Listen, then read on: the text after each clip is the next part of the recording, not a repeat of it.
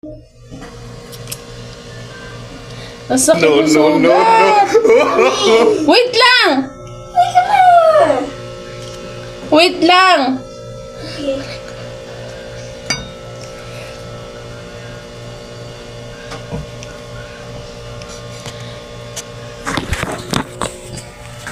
Ay, dumugo na. Ang sakit. Daming dugo. O, yan o. Umupo ayan, ka oh. doon. Ayan o. Upo ka ron. Ayan o.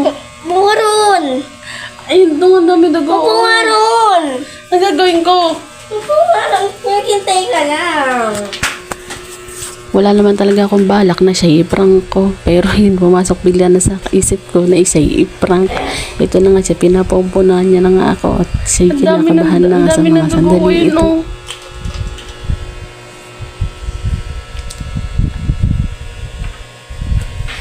Ano ba ginagawa mo? Naghahanap kasi siya ng band-aid. Wala naman siyang mahanap na band-aid. Kaya ang ginawa niya, tinutuklap na lang niya ang sticker ng bulbo para itapal sa pisngi ko na kanyang hinalik at nagkasugat.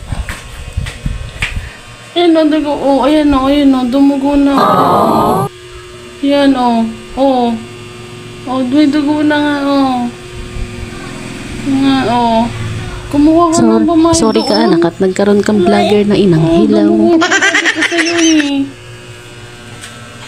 Hindi ko na nga nabidyoan ang sumunod na nangyari at sobrang na nga siyang umiyak sa mga oras na to at kumuha na nga siya ng basang damit para itapal sa mukha ko na sa tingin niya ay mawawala daw ang sugat.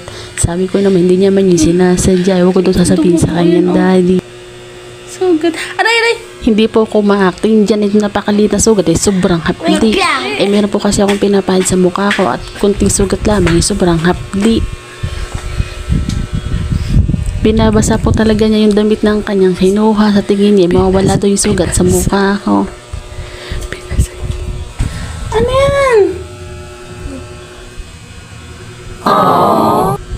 Aray! Ouch! Ouch!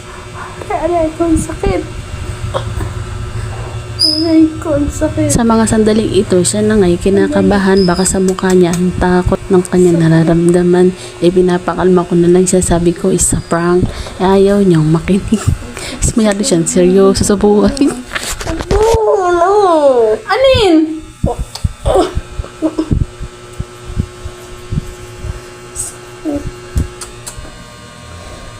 Ba't tumutugo yan? Ano ba man sa ngipin mo?